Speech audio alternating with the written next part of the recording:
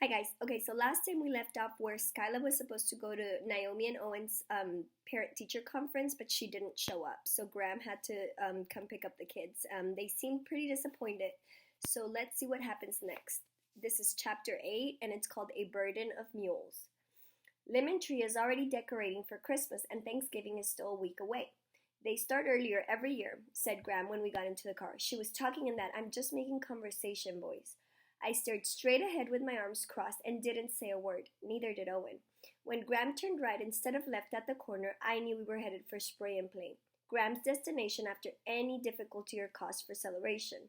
Outside, the play area had one of those padded climbing gyms, and inside, the deli had a soft-serve ice cream counter with all the toppings.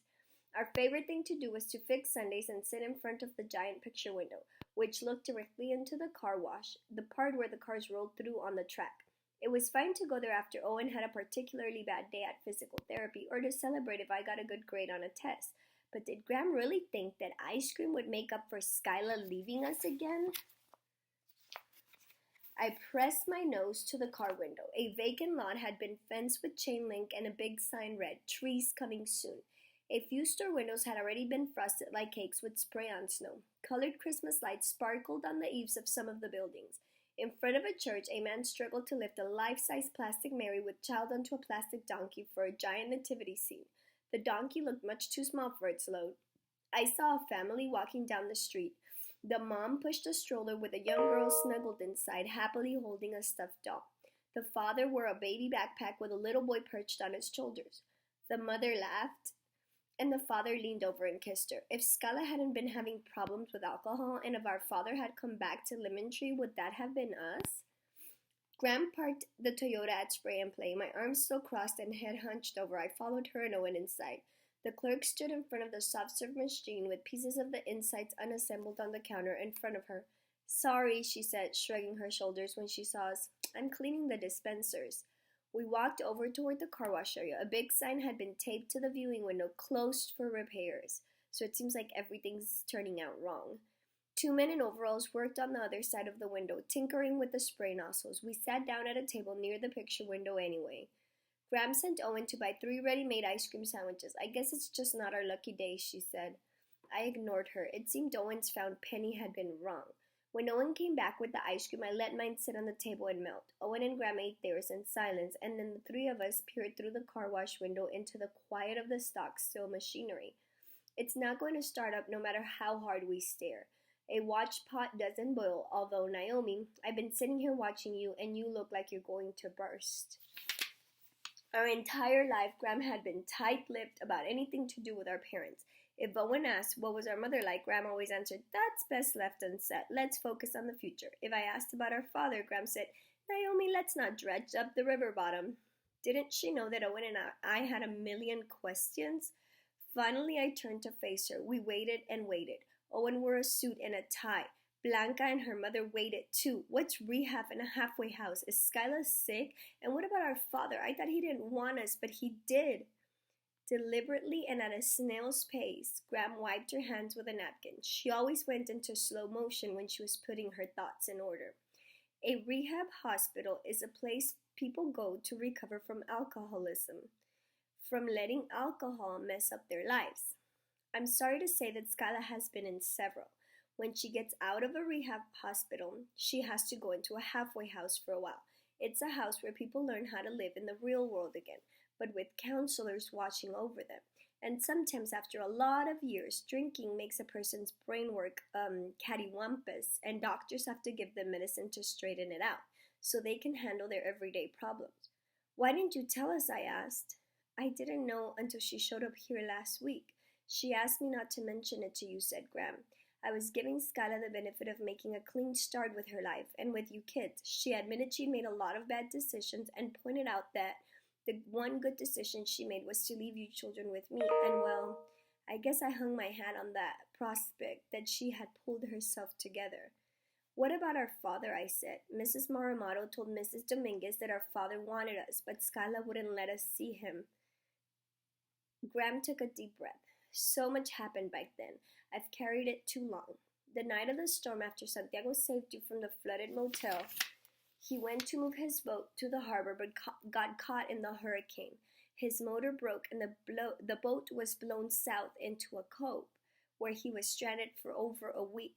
When we finally got help and a tow back to Rosarito, he went straight back to the church, but Skyla had already left with you two. I watched the melted ice cream drip from the table to the floor. Santiago called my house right away. He and Scala had some heated phone calls, all fights and furry. After one of the calls, she tore every picture of your father to shreds.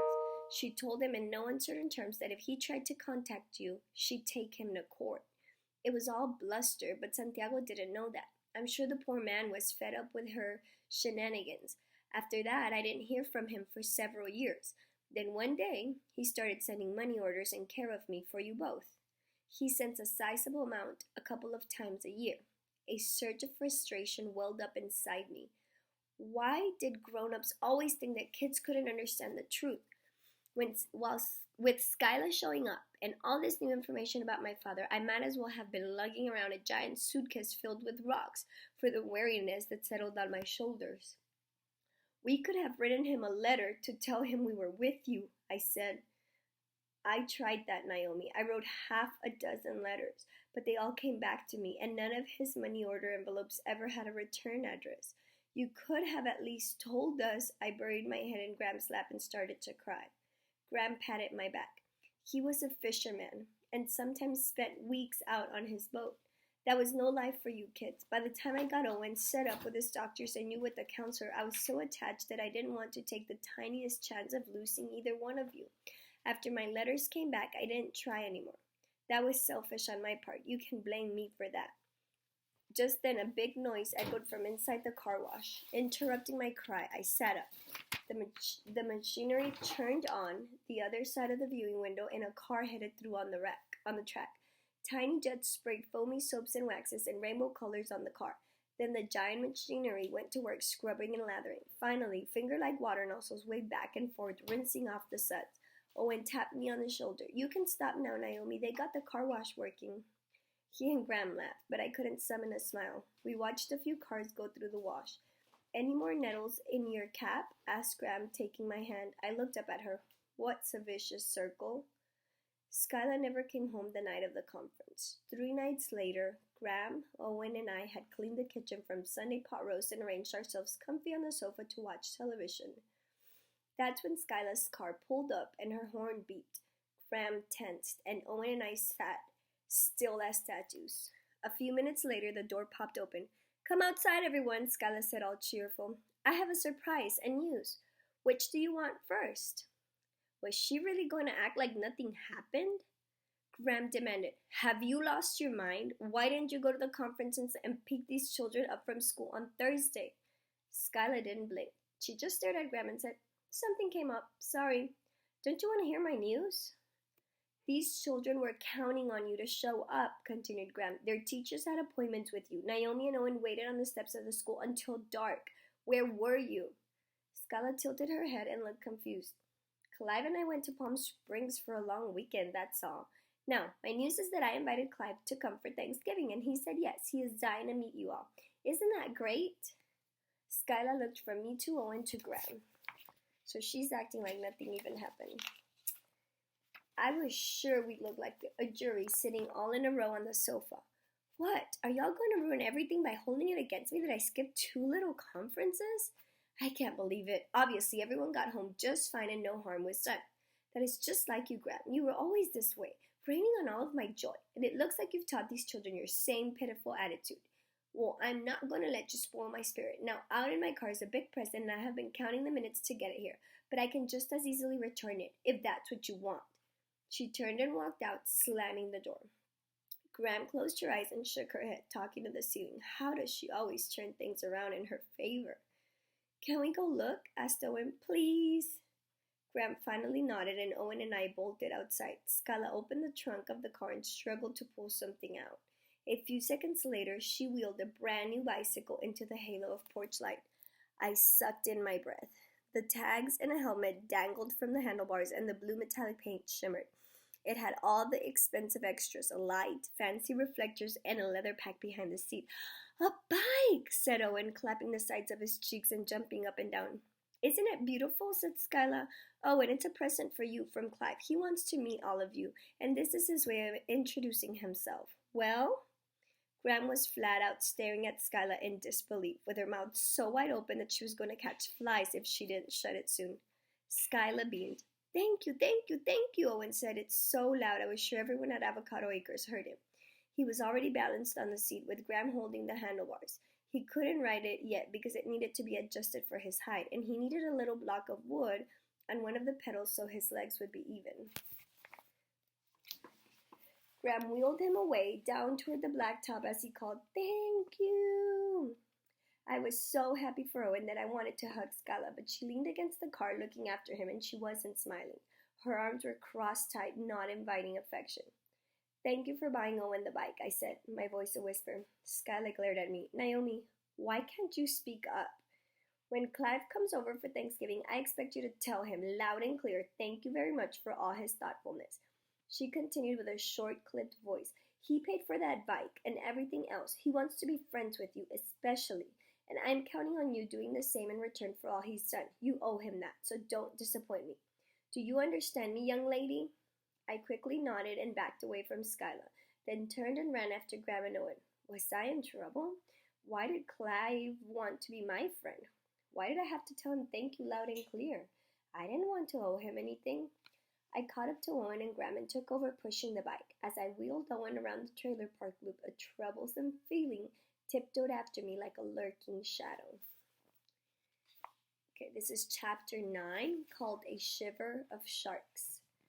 I guess that's the best we can do to dress up this stump, said Skyla, standing in the living room kitchen on Thanksgiving morning. She surveyed Owen's construction paper turkeys and cornucopias taped in the window. I am leaving for Clive's now, but we'll be back at 2 o'clock for dinner. Now remember what I told you about thanking him, Naomi. I half smiled and nodded to her as she headed out the door. I etched a few more feathers on the bird I had carved.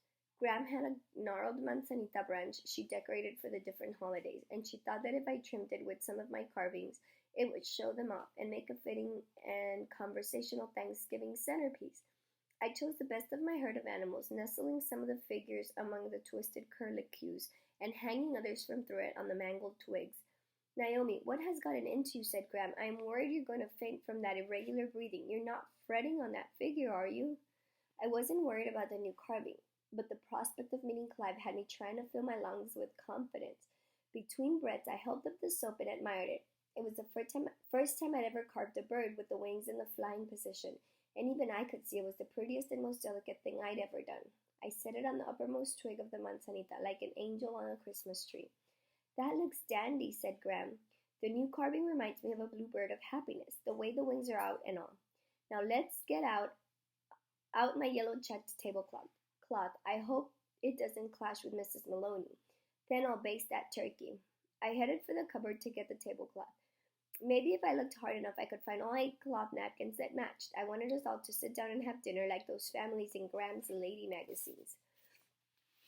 The ones in the photos, passing the food with smiles on their faces and oozing politeness. I didn't want to disappoint Skyla, though lately it was hard making things right for her, let alone the mysterious Clive. I took another deep breath. What if I couldn't say thank you? What if he didn't like me? Clive was big, like a mountain, not fat exactly, but broad and thick. I looked for tattoos, but he was wearing a leather jacket, pulled back into a ponytail. His black hair looked dyed, and it was wrinkled into waves of tight lines. The first thing that popped into my mind was that his hair had been French braided and slept in overnight, then let out. He shook hands with Owen and me and gave Grandma Poinciera that dangled a $3.98 grocery store tag. Then he redirected his attention to Skyla, keeping his arm around her waist. He reached up and patted her hair, which wasn't raven brown anymore. A few nights ago, she had bought a box of pumpkin spice hair color at the pharmacy and did a makeover. She had also found a lipstick called Pumpkin Pie that was a dead-on match. Mrs. Maloney arrived, toting her lime gelatin salad with little marshmallows. She wore her pink checked robe, but in honor of the occasion, she had added a rhinestone turkey pin near the top button. Fabiola and Bernardo came with pots of stuffing, mashed potatoes, and Fabiola's specialty cranberry sauce with jalapeno peppers. Lulu took one look at Clive and started barking. We all knew she'd settle down, but Clive backed away from her, and the more he backed away, the more Lulu inched forward. Get that dog away from me. I don't like dogs. Skyla, you know how I feel about dogs. Clive has issues with dogs, explained Skyla. Graham walked over, picked up Lulu, and said, Why this dog wouldn't bite a biscuit? Bernardo took Lulu from Graham and walked her back to their house. We could hear Lulu's whining all the way through the grove. After Bernardo came back and the food was situated, we all sat down at the patio table and Mrs. Maloney's borrowed card table, which we pushed together and covered with Graham's tablecloth. Mrs. Maloney said grace and ended with, And I am thankful for my neighbors who always take such good care of me, and for this beautiful weather which allows us to sit outside on Thanksgiving Day while others are freezing in some parts of the country. Amen. Please eat while the food is hot, said Graham, passing the candied jams. As the food circled the table, Clive picked up the bluebird from the manzanita branch and said, This soap? Naomi carved it herself, said Graham. It's a hobby of hers. We think she has a natural gift. Their father was obsessed with carving, said Skyla, patting Clive on the arm, and not in a good way. Every year he left me for a week, right before Christmas, to go to some carving thing in Mexico. Imagine leaving a wife and kids at that time of year. La Noche de los Rábanos, said Bernardo proudly, in Oaxaca. Yeah, the radish night, said Owen. Bernardo had told us about the festival many times. I don't think I've ever heard of anything like that, said Mrs. Maloney. Bernardo continued. Those who work with wood come to Oaxaca City from all over the state to carve beautiful scenes out of radishes. They use not only the little salad radishes, said Fabiola, but also giant radishes the size of arms and legs, a special type the government grows for the festival. For over 100 years, families have entered the competition, said Bernardo. Leon, it is a famous carving family in Oaxaca. Naomi has the heart of a carver, like her father. Clive sort of grunted and set the bird down on the table next to his napkin. All I remember is that those painted wooden animals were everywhere, said Skyla. He wouldn't even let me buy a store-bought mobile for above Owen's crib. Instead, he took an old branch and nailed it to the ceiling and hung those things from it. I'd forgotten all about that nonsense until now. Do we have to talk about this, Mrs. Maloney? Have you always lived here? As I spooned stuffing onto my plate, I remembered that colorful swirl above my head in the motel room in Mexico. It hadn't been a dream after all. I tucked it away in my mind to think about later. Yes, I've always lived in Lemon Tree, said Mrs. Maloney. She turned to Clive. And where are your people from? He stopped chewing on a turkey leg. I don't have contact with anyone, and that's by choice, except a daughter from my second marriage. She's a couple years younger than Naomi. Everyone nodded, real polite. Fabiola asked, What is her name? Her name was Elizabeth, but I renamed her Sapphire. Could someone pass the mashed potatoes? Isn't Sapphire a beautiful name, said Skyla. In all my life, I never heard of such a thing, said Mrs. Maloney. Elizabeth is a perfectly fine name. Grandma always said that when you're 88 years old, you can say whatever you like. Clive concentrated on pouring gravy over his pile of potatoes.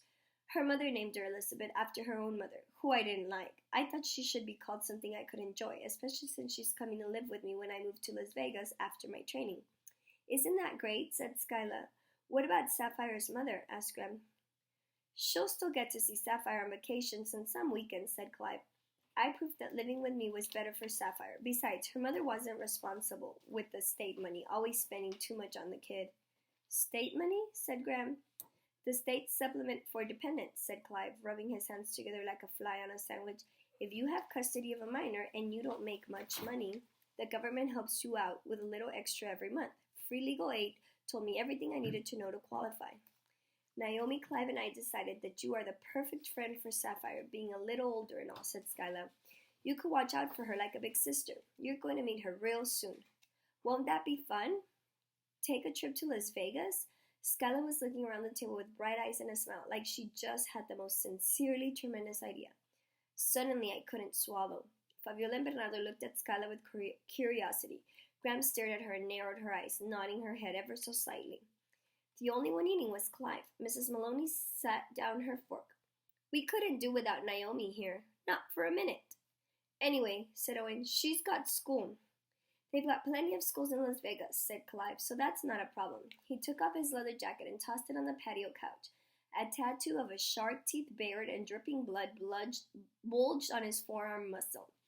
An uncomfortable silence like a thick fog sneaked its way around the turkey platter, circled the mashed potatoes, and rose up in a cloud above the lime gelatin salad. It was the kind of quiet when you hoped somebody would say any little thing. My fork started to chatter against my plate. Graham reached over to steady my hand. Naomi, help me carry these dishes inside so we can make room for dessert. I made pecan and pumpkin pies. I picked up my plate and followed Graham. Unfortunately, Clive was right behind us, clutching his napkin. Which way to the bathroom? I need to wash up.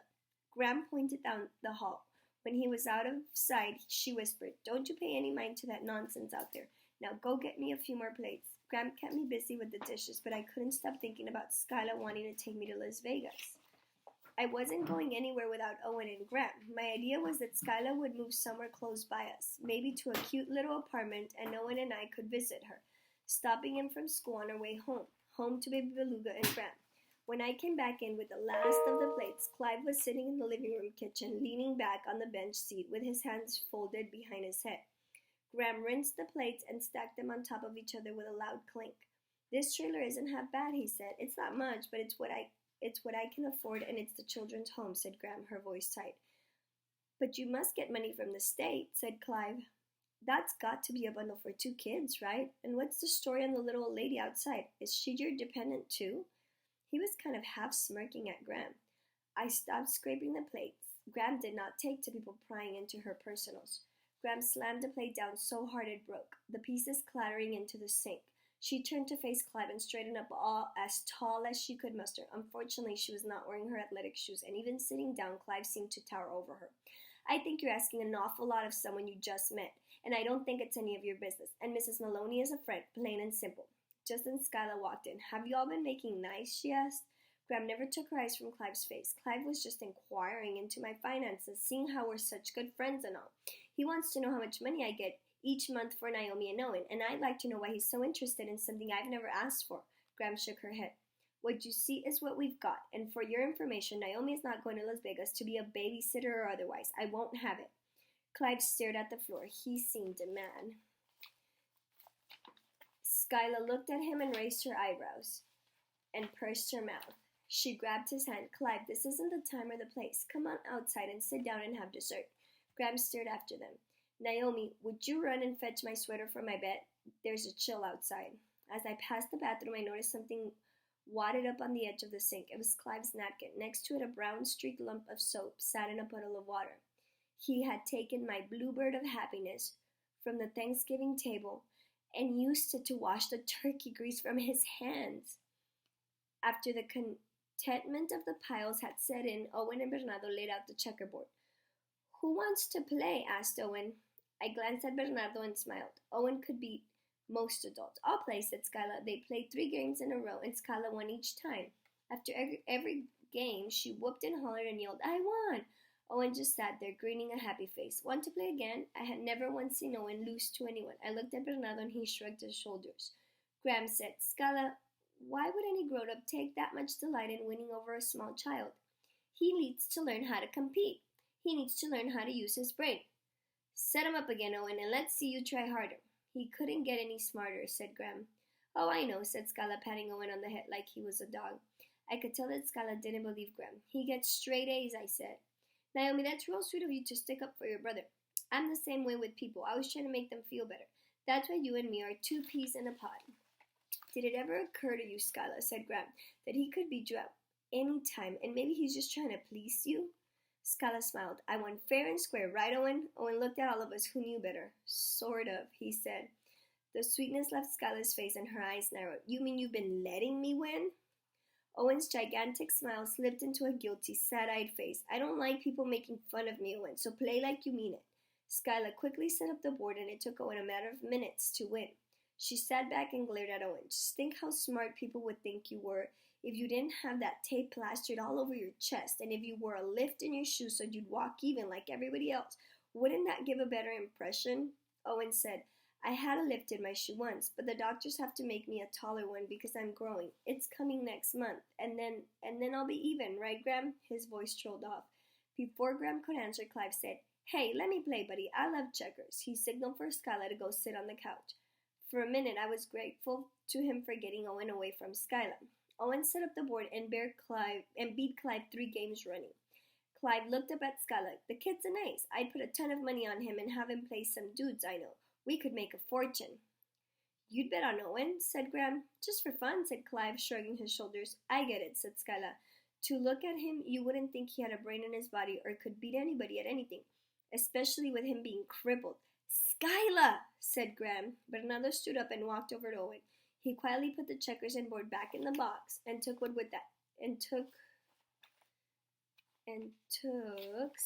Owen's hand, leading him toward his house through the avocado trees. Mrs. Maloney turned to Skyla and said, "Shame on you." "All I'm saying," said Skyla, "is that he doesn't look smart and he could work in Clive's favor. You know what I mean? Owen's not right physically and he has weird habits. And you need to point that out to him on Thanksgiving Day in front of all these people," said Graham. "He still has doctor appointments every 3 months to see what can be done for him. Another 1 week from today. Maybe you could consider coming along to see what this child is up against." Graham looked at Skyla and shook her head in disgust. "Mrs. Maloney, let me walk you home. It's almost 5 o'clock, and I know you'll be wanting to go to bed soon." Fabiola started folding up Mrs. Maloney's chairs. Graham told me, "Naomi, run over and get Lulu. I cooked the turkey giblets for her, and it wouldn't be Thanksgiving if she didn't get to eat 'em. Clive, there's no need to leave on Lulu's account. She's usually a fair judge of folks." Clive grabbed Skyla's hand, and they headed toward the car. Before I reached the grove, Skyla called out, "Naomi, aren't you forgetting something?" I felt my breath catch in my throat. I turned back and walked toward the Mustang, practicing the line I'd rehearsed. Skyla and Clive were already situated in the car, seatbelts buckled and watching my every move. My throat tightened like it always did when the people stared at me. I leaned down and peeked in the passenger window and choked out the words, "Thank you for all the nice things you bought us." Clive didn't answer. His chin raced up and down once. "I guess that meant you're welcome." I stood up and, glancing in the back, saw a 12-pack of beer on the seat. Was Skyla drinking again? If she was, what would that mean? That she'd have to go back to a halfway house or to a hospital? Skyla's eye turned hard and squinty. "That's my business, Naomi, not yours. If you know what's good for you, you'll keep your mouth shut."